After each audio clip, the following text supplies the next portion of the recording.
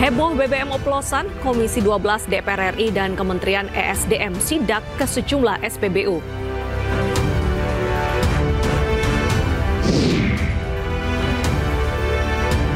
Kejaksaan Agung menetapkan 2 tersangka baru dalam kasus dugaan korupsi tata kelola minyak mentah dan produk kilang periode 2018-2023. Wakil Gubernur, Bupati, dan Wali Kota ikuti retret di Akademi Militer Magelang.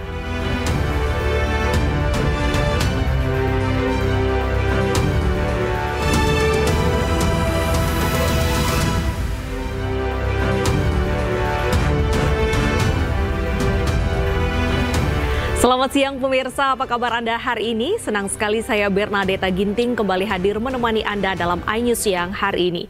Selain 3 berita utama tadi, iNews Siang juga akan menyuguhkan beragam informasi penting lainnya.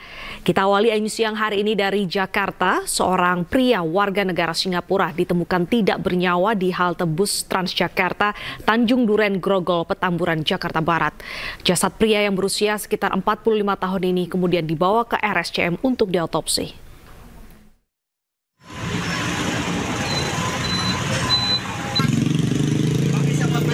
Warga dan penumpang di halte bus Transjakarta Tanjung Duren Grogol, Petamburan, Jakarta Barat dikejutkan dengan kematian seorang pria yang tergeletak. Petugas unit reskrim Polsek Grogol, Petamburan bersama tim Inavis yang datang ke lokasi langsung mengolah tempat kejadian perkara dan menutup sementara operasional halte. Dari hasil pemeriksaan sementara diketahui korban merupakan warga asal Singapura. Tidak ditemukan bekas penganiayaan di jasad korban yang diperkirakan berusia sekitar 45 tahun ini. Barusan kita mendapatkan informasi dari masyarakat bahwa di halte ini di arah Tomang ditemukan seorang jenazah laki-laki yang kita duga saat ini warga negara asing Singapura, karena kan kita menemukan beberapa identitas di tasnya, terus yang menunjukkan bahwa yang bersangkutan warga negara Singapura. Guna mengetahui penyebab kematian, polisi membawa jasad korban ke RSCM untuk dilakukan otopsi. Polisi juga meminta keterangan sejumlah orang yang ada di lokasi saat kejadian. Dari Jakarta, Miftahul Gani, iNews melaporkan. Eksekusi rumah warga di Jelambar, Jakarta Barat berakhir ricuh. Warga menolak mengosongkan rumah mereka karena tanah yang mereka tempati ini masih dalam proses hukum.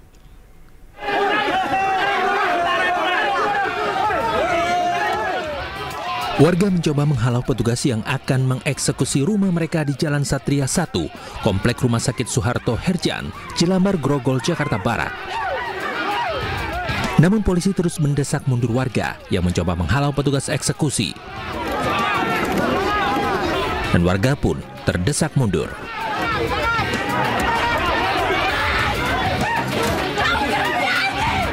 Warga emosi karena tanah yang selama ini ditempati akan diambil alih secara sepihak.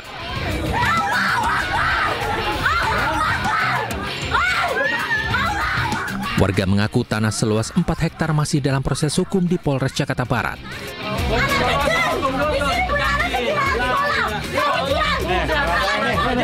Eksekusi menjelang bulan Ramadan juga disayangkan warga yang sudah mendiami lahan tersebut selama puluhan tahun.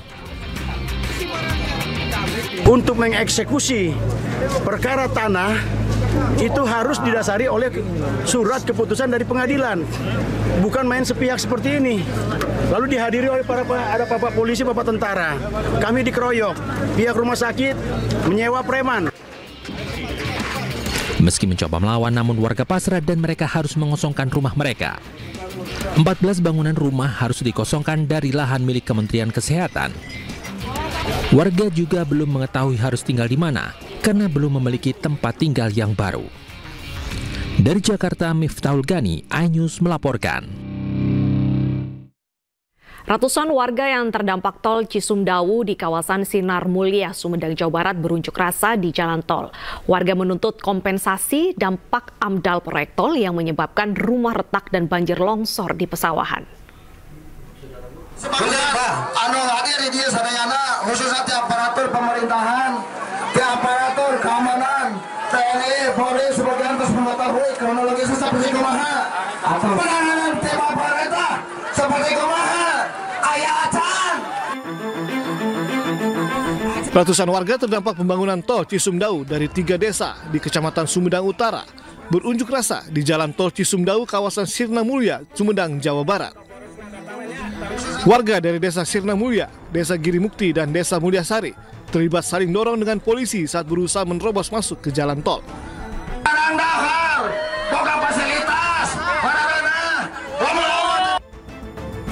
Dalam aksinya, warga menuntut kompensasi ganti rugi dari pemerintah. Ini lantaran rumah dan sawah mereka terdampak pembangunan tol Cisumdawu. Pasca beroperasinya tol Cisumdawu, puluhan hektar sawah terdampak banjir. Bahkan sejumlah rumah retak-retak sejak proyek berlangsung dan belum mendapatkan ganti rugi. Saya minta tolong kepada Pak Yusuf Hamka untuk merealisasi tuntutan kami. Kami tidak akan diam kalau nggak ada perealisasian, sampai manapun kami akan terus demo untuk menutup jalan tol ini. Kalau yang terdampak berapa? Polres Sumedang berjanji akan memfasilitasi warga yang terdampak proyek tol Cisumdawu ini. Memberikan pelayanan, memfasilitasi supaya mereka atau masyarakat warga bisa melaksanakan niatnya, berunjuk rasa, menuntut haknya, tapi juga tidak mengganggu ketertiban umum. Ini ada di jalan. Warga berharap pemerintah mengabulkan tuntutan mereka dan mengancam akan menutup jalan tol Cisumdawu jika pemerintah tetap diam. Dari Sumedang, Jawa Barat, BBN HVA, iNews melaporkan. Kita beralih ke informasi lainnya. Pemirsa, puluhan anggota geng motor ditangkap di Pangkal Pinang, Bangka Belitung. Para geng motor ini menangis setelah dipertemukan dengan orang tuanya.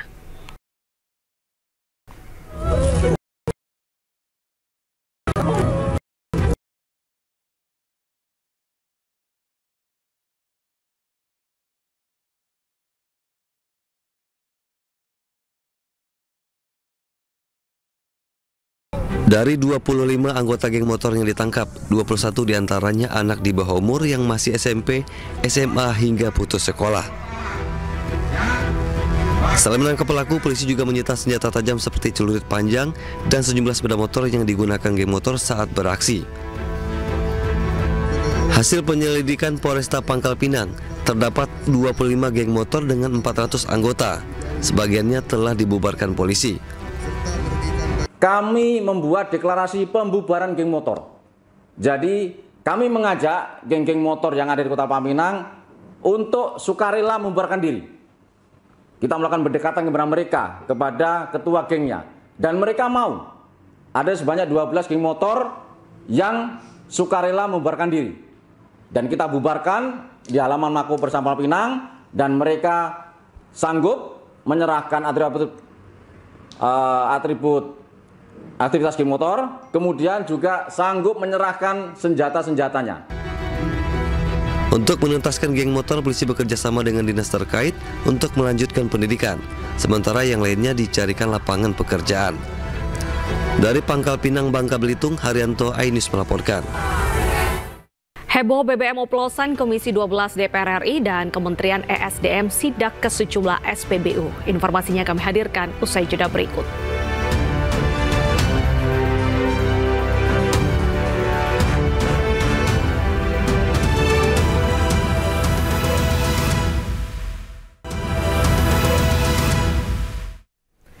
Anda masih bersama kami di iNews Siang. Pemirsa, anggota Komisi 12 DPR bersama Kementerian ESDM melakukan sidak ke sejumlah SPBU.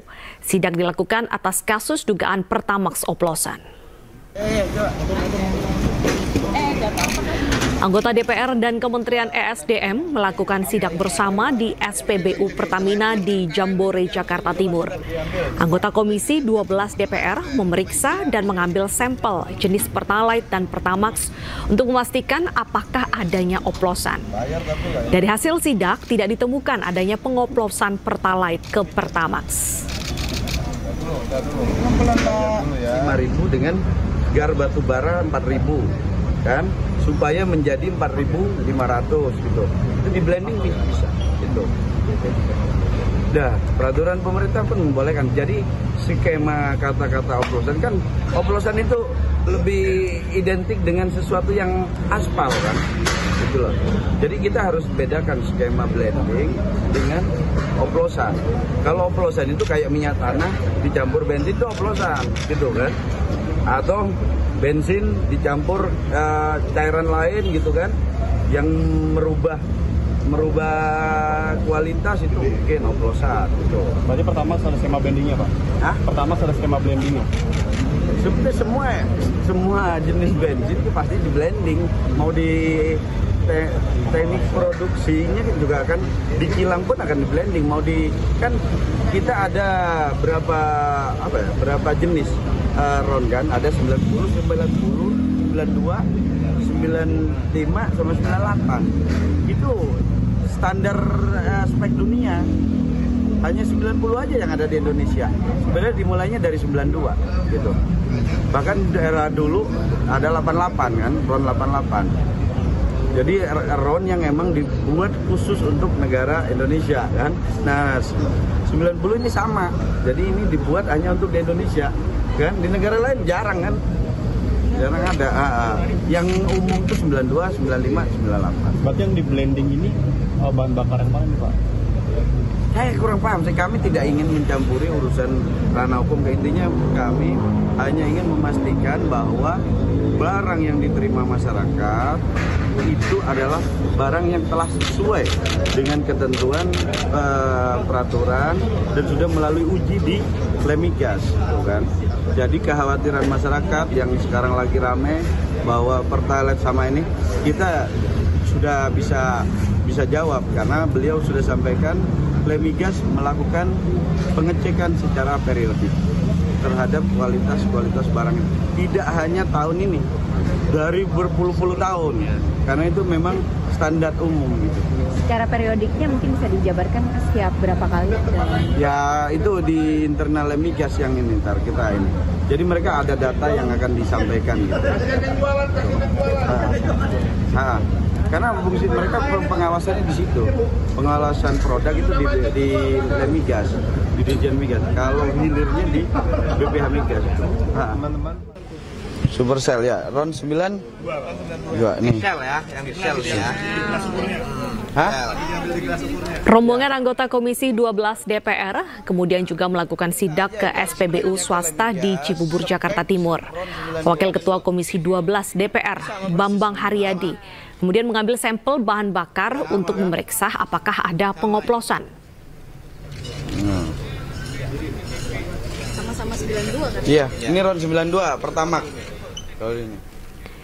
Ya, pemirsa, Kejaksaan Agung menetapkan 2 tersangka baru dalam kasus dugaan korupsi tata kelola minyak mentah dan produk kilang periode 2018-2023. Kini total jumlah tersangka dalam kasus ini menjadi 9 orang.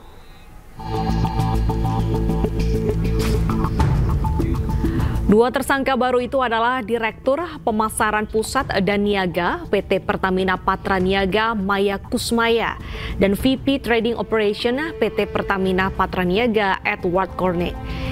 Pihak Kejagung menjelaskan keduanya terlebih dahulu dipanggil sebagai saksi dalam kasus ini pada Rabu pagi.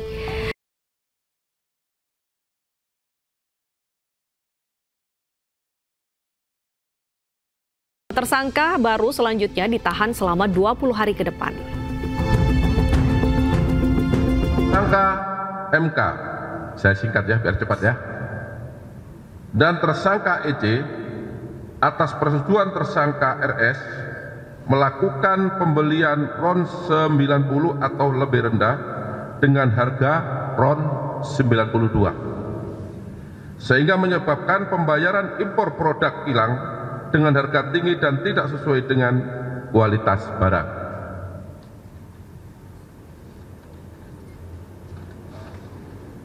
Kemudian, tersangka MK memerintahkan dan atau memberikan persetujuan kepada EC untuk melakukan blending produk kilang jenis RON 88 dengan RON 92 agar dapat menghasilkan RON 92 di terminal PT Orbit terminal Merak milik tersangka MKAR dan tersangka GRJ atau yang dijual dengan harga RON. Sebelumnya pemirsa, Kejaksaan Agung telah menetapkan 7 orang tersangka dalam kasus dugaan korupsi minyak mentah Pertamina. Mayoritas yang melakukan itu adalah mereka yang memiliki jabatan sebagai direktur. 7 tersangka itu adalah Gading Ramadan Jodo, Komisaris PT Jengga Maritim dan Direktur PT Orbit Terminal Merak, salah satu broker dalam kasus ini. Dimas Merhaspati atau DW, Komisaris PT Navigator Katulistiwa dan Komisaris PT Jenggala Maritim.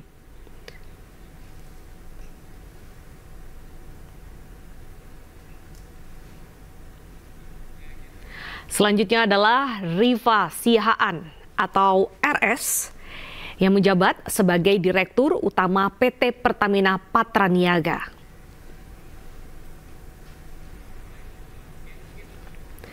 Yoki Fernandi, YF, Direktur Utama PT Pertamina International Shipping.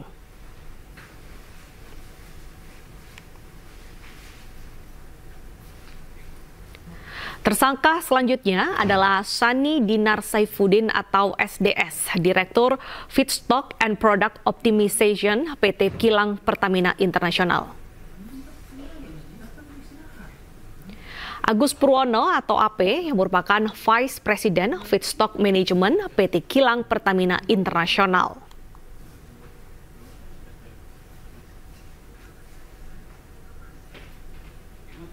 Tersangka lainnya adalah Muhammad Keri Andrianto Riza, Beneficial Owner PT Navigator Katulistiwa. Presiden Prabowo Subianto buka suara perihal dugaan korupsi pengoplosan BBM Pertalite menjadi Pertamax. Presiden menegaskan tengah mengurus kasus ini dan akan menegakkan hukum serta membela kepentingan rakyat. Iya, lagi diurus itu semua, ya. Lagi diurus semua. Oke. Kita bersihkan, kita tegakkan, kita akan pokoknya membela kepentingan rakyat. Hari ini kita lihat ya peluncuran bank emas pertama dalam sejarah Indonesia. Oke, terima kasih. Sementara itu, Menteri BUMN Erick Thohir mengatakan akan menjaga proses hukum yang berjalan dengan transparan. Bahkan Menteri ESDM Bahlil Lahadalia juga menegaskan bahwa kualitas BBM yang beredar di masyarakat ini telah memenuhi standar yang ditetapkan. Memang penegakan hukum kita harus hormati. Dan semua proses hukumnya masih kita dukung. Dan selama ini kan kita sama Kejaksaan Agung sudah terus bekerja sama. Memberantas korupsi asabri, jiwasraya, dan lain-lain. Jadi ya kami menjaga proses hukum dan kami dari Kementerian SDM sangat menghargai proses hukum yang terjadi. Ya kita harus menghargai dan menyerahkan semuanya kepada teman-teman aparat penegak hukum yang melakukan itu. Dengan unsur orang tentu kita juga menghargai praduga asal bersalah. Nggak ada, kita apanya yang kualitas kita kan sudah sesuai standar. Ada RON 90, RON 92. Kan sudah ada semuanya, sudah ada. Jadi kalau membeli harga yang bagus, minyak bagus, harganya juga bagus. Pemirsa, sejumlah warga menyayangkan adanya isu Pertamax yang dioplos dengan Pertalite. Dalam hal ini, masyarakatlah yang dirugikan. Pakai Pertamax terus. Oke, udah tahu belum Mas bahwa ternyata Pertamax itu dioplos sama Iya, saya sudah tahu. Oke, kesel nggak? Perasaannya gimana? Kesel banget sih Mas. Oke, itu udah pasti. Karena pasti banyak yang dirugiin Mas. Ya sebenarnya kalau jadi masyarakat sih ngerasa dibohongin aja sih ya. Jadinya kayak ya kita kan nyarinya yang oktannya lebih baik, tapi ternyata cuma oktan yang lebih rendah tapi dioplos gitu sih. Itu juga bisa kena kerusakan mesin. Iya, waktu itu juga beberapa temen tuh sempat itu juga sih ngeluh kenapa pakai Pertamax malah rasanya lebih aneh aja. Krisis kepercayaan muncul pasca penetapan tersangka pejabat Pertamina Patraniaga yang diduga mengoplos bahan bakar Pertamax dengan Pertalite. Masyarakat mulai beralih membeli Pertalite untuk bahan bakar kendaraannya.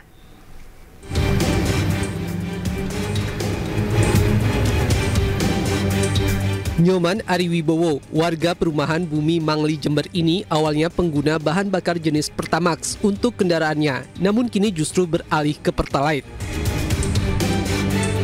Bukan tanpa alasan, Nyoman beralih ke Pertalite lantaran kecewa dengan tindakan para petinggi Pertamina Patraniaga yang diduga korupsi dengan mengoplos RON 90 dengan RON 92 bahan bakar.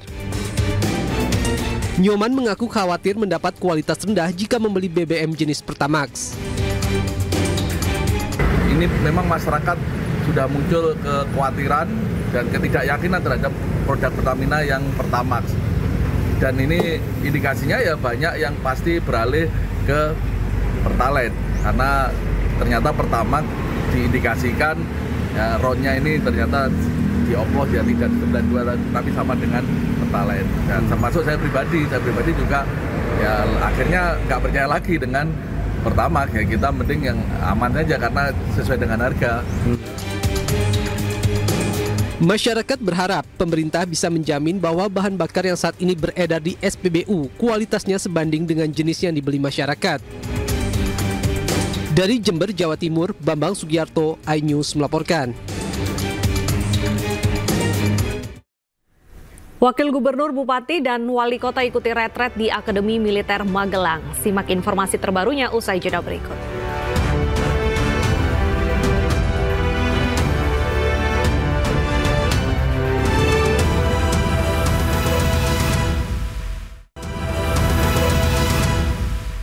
Pemirsa, ratusan wakil kepala daerah tiba di Akademi Militer Magelang, Jawa Tengah untuk mengikuti retret. Mereka menyusul para kepala daerah yang sudah mengikuti retret sejak 21 Februari lalu. Dengan menaiki belasan bus, para wakil kepala daerah tiba di Akademi Militer Magelang setelah sebelumnya dikumpulkan di lapangan Rindam 4 di Ponegoro, Magelang. Ratusan kepala daerah kemudian berbaris masuk ke dalam lokasi retret di Akmil Magelang. Sejumlah kepala daerah mengaku antusias mengikuti retret yang akan berlangsung selama 2 hari hingga esok Jumat 28 Februari 2025. Sementara itu, Presiden Prabowo dijadwalkan tiba di Akmil Magelang pada sore nanti. Prabowo akan memberikan pengarahan kepada ratusan kepala daerah dan wakil kepala daerah yang mengikuti retret. Lebih ke persiapan tidur yang senyenyak mungkin diusahakan, tapi ya agak sulit karena memang semalam baru nyampe jam 12 lebih ya. Pagi ya persiapannya lebih ke persiapan mental yang mudah-mudahan ketika ada tes fisik atau olahraga fisik mudah-mudahan kuat. Kalau ada memang ada penuangan atau pencerahan dari para menteri ya mudah-mudahan kita bisa fokus konsen supaya bisa menyerap apa yang disampaikan oleh para pemberi masukan. Oke, ini kan retret ini kan semi militer nih Kang. Siap. Perasaannya gimana Kang? Perasaannya ya perasaannya jadi lebih sehat aja, lebih segar, jadinya lebih maco. Jadi lebih ya mudah-mudahan jadi lebih disiplin. Biasanya kan nggak maco Pak ya. Maco juga Pak. Hidup wakil Pak. Insya Allah jadi lebih bersemangat. Tadinya kan pada santai gitu kan. Tapi kita jadi lebih bersemangat ya. Gitu kan Insya Allah. Kita senang saling mengenal. Tapi koordinasi sama Kang gimana? Koordinasi sama Pak Wali terus dijalankan via telepon ya. Masih terus berjalan. Dengan beberapa sekretaris juga ada yang dikirim. Menarik sih, saya rasa ini pengalaman yang menarik karena ini kan baju Komcat ya. Komcat ini kan spirit bahwa sebenarnya setiap warga harus bela negara. Jadi ini menurut saya sesuatu yang positif gitu dan tentunya menjadi sebuah penyemangat. Jadi membuat periode kedua ini menjadi rasa berbeda dan menjadi refresh. Nah ini kan nanti ada pematerinya itu selain ada Presiden Prabowo Subianto juga ada Pak SBY, iya, betul. Ada Pak Raditya Dika juga. Yang paling dinanti yang mana? Ya tentunya boleh dibilang jangankan pengarahan presiden ya, yang menteri-menterinya aja saya amati semua kepala daerah antusias. Tapi tentu kita ingin mendengarkan pengalaman Pak Presiden, apalagi belum lama kemarin Pak Prabowo bilang beliau sendiri ingin belajar dari 20 tahun pengalaman. Dan pemirsa, untuk informasi terkini terkait retret kepala daerah di Akademi Militer Magelang, sudah ada rekan jurnalis iNews Kevin Pakan di sana. Selamat siang Kevin, apakah Presiden Prabowo masih dijadwalkan akan hadir sore ini dan apa saja kegiatan retret?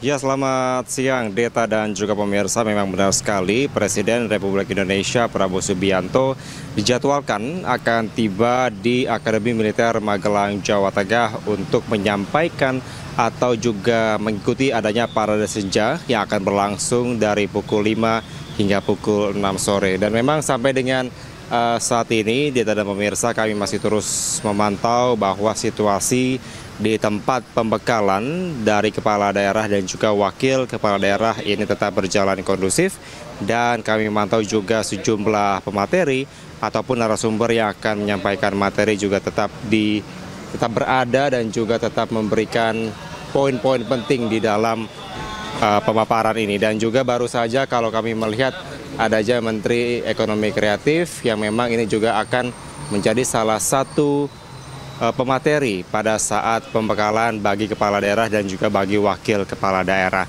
Dan memang kami memantau juga, Deta dan juga pemirsa, sejak pukul 5:30 waktu Indonesia Barat tadi pagi, yang menjadi tempat adanya para wakil kepala daerah ini tiba di Magelang, tepatnya di Rinda 4 di Penogoro, di mana tadi ada sebanyak 491 wakil kepala daerah yang memang ini ditempatkan di satu titik, yaitu di Rinda 4 di Penogoro. Kemudian tadi para wakil kepala daerah ini diberangkatkan ke Akademi Militer Magelang, kemudian menggunakan ada sekitar 17 bus Akademi Militer, dan tadi juga turun di depan pintu gerbang Akmil dan jalan menuju ke lokasi adanya pembekalan bagi kepala daerah dan juga wakil kepala daerah di tempat saya saat ini. Dan tadi kami juga sempat bertanya kepada sejumlah kepala daerah dan juga wakil kepala daerah yang menyampaikan sangat antusias, mereka sangat bersyukur karena sampai dengan saat ini para kepala daerah dan wakil kepala daerah dapat berkumpul bersama untuk meningkatkan sinergitas antara Pemda dan juga pemerintah pusat. Deta. Baik, terima kasih Kevin atas laporan Anda. Selamat bertugas kembali. Pemirsa, melalui postingan Instagram Bima Arya, selaku Wakil Menteri Kementerian Dalam Negeri, ini mengabadikan momen di mana kepala daerah harus menyiapkan segala sesuatunya secara mandiri. Sepatunya pakai lap ini kan, lap mobil. Iya. Setiap hari bersihin sepatu sendiri, Kak? Iya. Ya, Wakil Menteri Dalam Negeri Bima Arya mengabadikan sebuah momen di mana para kepala daerah ini mengikuti retret di Magelang, Jawa Tengah tanpa didampingi ajudan. Setiap kepala daerah ini harus menyiapkan segala sesuatunya secara mandiri, mulai dari makan, menyiapkan sepatu, hingga membersihkan tempat mereka menginap. Selain itu, para kepala daerah juga diajak untuk menjaga stamina dan fisik. Mereka melakukan olahraga setiap pagi sebelum melakukan pembekalan. Sambil pantau buah. Pemirsa, selanjutnya Anyus yang akan dibawakan oleh rekan kami Togi Sinaga.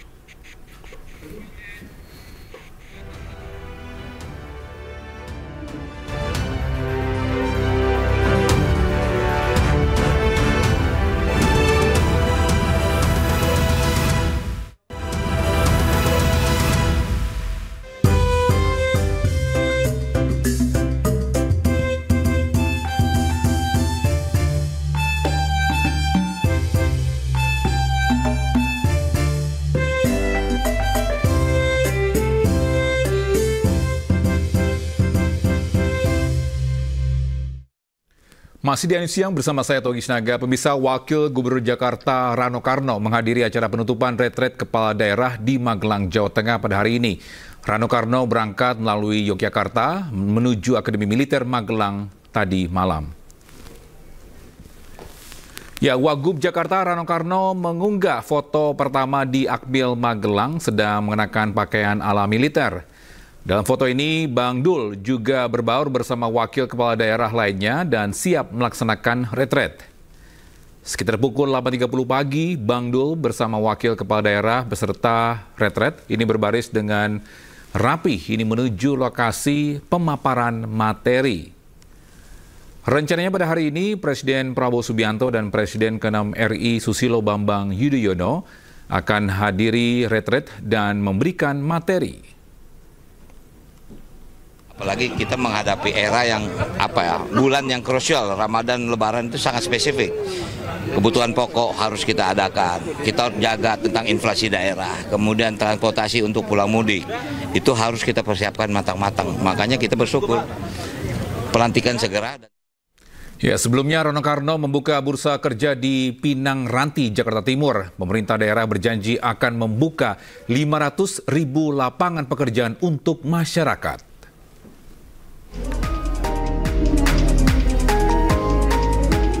Wakil Gubernur Jakarta Rano Karno atau yang akrab disapa Bang Dul resmi membuka bursa kerja gelombang pertama di Taman Mini Square Pinang Ranti, Jakarta Timur.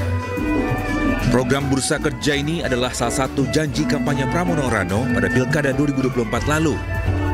Pasangan Gubernur dan Wagub Jakarta berjanji akan mengadakan bursa kerja atau job fair di setiap kecamatan 1 bulan 1 kali.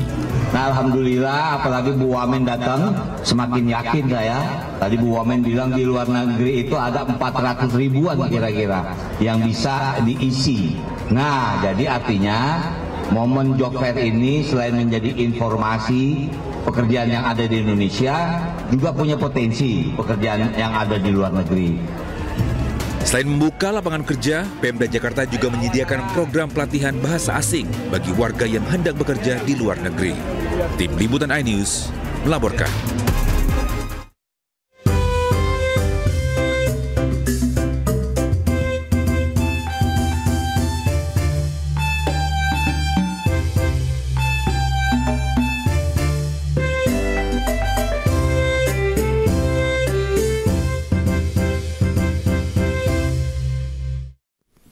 Kita ke informasi lainnya, pemirsa, pelaku penggelapan beras premium 15 ton asal Palembang, Sumatera Selatan merupakan penyedia jasa angkutan truk tronton. Pelaku menjual beras 15 ton ke Pasar Induk Cipinang seharga Rp180 juta.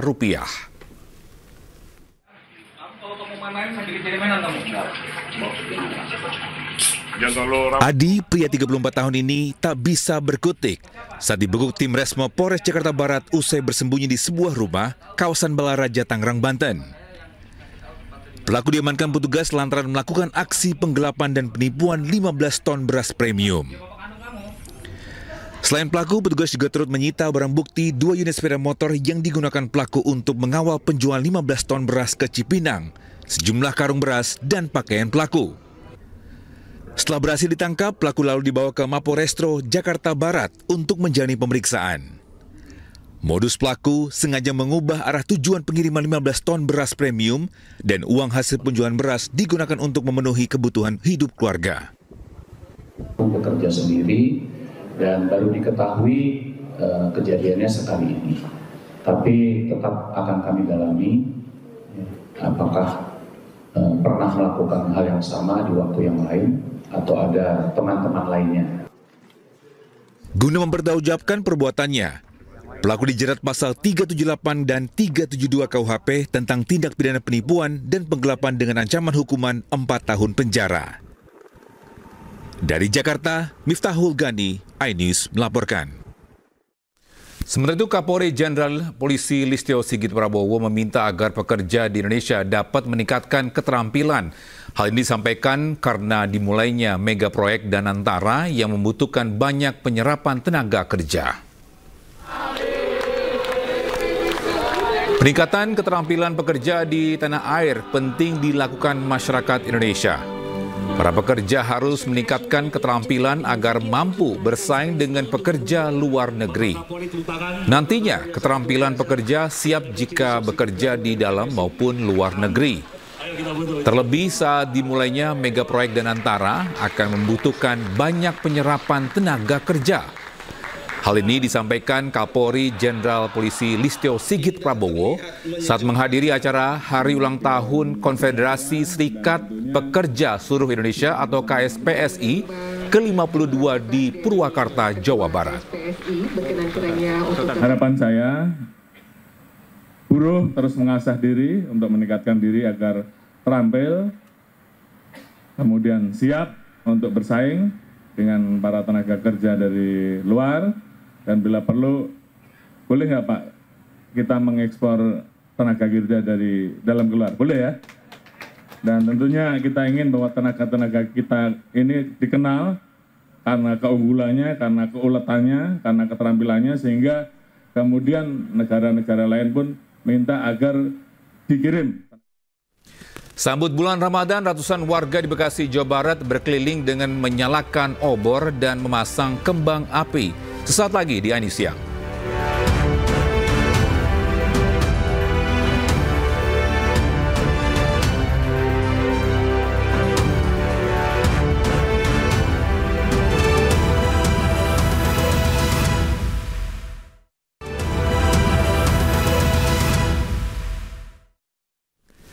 Terima kasih masih bersama kami di iNews Siang. Pemirsa, jemaah Tarekat Naksabandiah mulai melaksanakan sholat taraweh pertama di Kota Padang, Sumatera Barat pada Rabu malam. Dan hari ini jemaah Tarekat Naksabandiah juga sudah menjalankan ibadah puasa Ramadan. Puluhan jemaah Tarekat Naksabandiah mulai melaksanakan sholat taraweh pertama di Surau Baru, Kecamatan Pauh, Kota Padang. Sholat taraweh digelar dengan jumlah 23 rakaat yang tidak berbeda dengan tarekat lainnya yang ada di Provinsi Sumatera Barat. Dengan digelarnya sholat taraweh pertama pada Rabu malam, jemaah Tarekat Naksabandiah hari ini telah melaksanakan puasa Ramadan 1446 Hijriah lebih awal dari penetapan 1 Ramadan oleh pemerintah. Rekaman dengan hisap, dengan hisap ru'yah dalil, itu begitu. Ini puasa hari ini, tahun ini dengan dalil, mencelip peredaran bulan. Jadi nggak bisa hisap dengan itu, dalil. Perbedaannya dengan tahun kemarin apa tuh ya? Perbedaan ya 6 tahun dulu hisap, ini dalil. Pemirsa, banyak cara yang dilakukan masyarakat dalam menyambut bulan suci Ramadan. Di Bekasi, Jawa Barat, ratusan warga berkeliling dengan menyalakan obor dan sesekali memasang kembang api.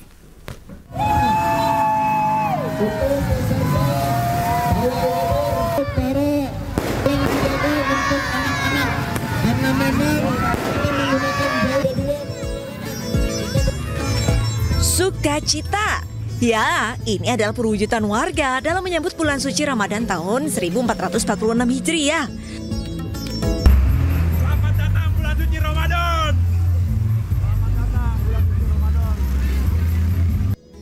Peserta pawai obor berasal dari warga desa Sukadanau, Kecamatan Cikarang Barat, Kabupaten Bekasi, Jawa Barat. Sebelumnya, kegiatan ini sudah diagendakan oleh Karang Taruna dan pengurus masjid yang berada di wilayah tersebut.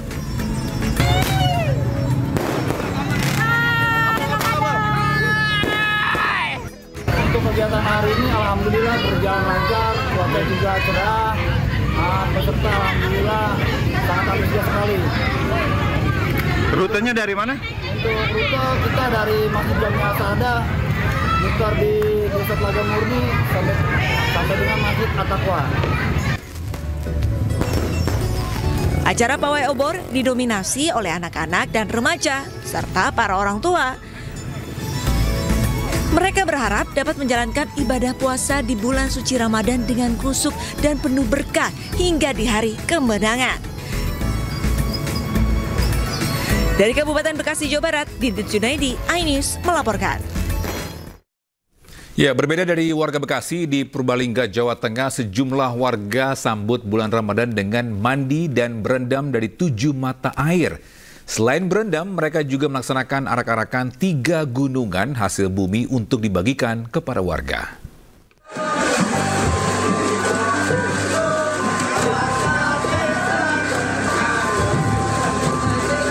Para pria ini bukanlah sembarang main air, melainkan berendam dan mandi dari 7 sumber mata air. Ya, tradisi ini rutin digelar di Desa Bojongsari, Purbalingga, Jawa Tengah. Prosesi bersih sumber rutin digelar warga setiap menjelang puasa. Sebelum mandi, tradisi ini dimulai dari warga mengarak 3 gunungan hasil bumi dan tumpeng berisi nasi kuning dan jajaran pasar. Gunungan dan nasi kuning diarak sejauh 1 km menuju ke sumber mata air yang berada di objek wisata Owabong, Bojongsari. Dapat apa rebutan? Dapat kacang, dapat terong, dapat lombok, terus dapat apa itu lah? Pisang. Gimana tadi perjuangannya rebutan? Oh, jelas rebutan banget itu. Sampai. Kenapa sih sampai rebutan kayak gitu? Ya, pengennya kan dapatnya banyak. Macam-macam itu loh, ada buah, ada sayur, dapat segala macam. Kenapa? Bentuk berkah apa gimana? Alhamdulillah dapatnya berkah, insya Allah. Sebelumnya, ratusan warga menggunakan pakaian adat Jawa diiringi musik tradisional dan tarian untuk berkeliling desa. Mereka menyerukan kepada warga lainnya bahwa bulan puasa akan segera tiba. Untuk menyambut bulan yang suci ini, ya warga masyarakat bisa lebih baik lagi dalam hal melatih kesabaran, apalagi sekarang dinamikanya sangat luar biasa ya, yang mana apalagi ini ada transisi pemerintahan yang baru. Mohon kita saling guyub rukun saja, kita bersihkan hati, bersihkan diri, selalu berprasangka baik. Meski digelar setiap tahun, tradisi ini tetap dilaksanakan dan rute perjalanan selalu diubah. Hal ini sengaja dilakukan agar semua warga bisa menyaksikan tradisi secara turun-temurun. Dari Purbalingga, Jawa Tengah, Catur Edi Purwanto, iNews melaporkan.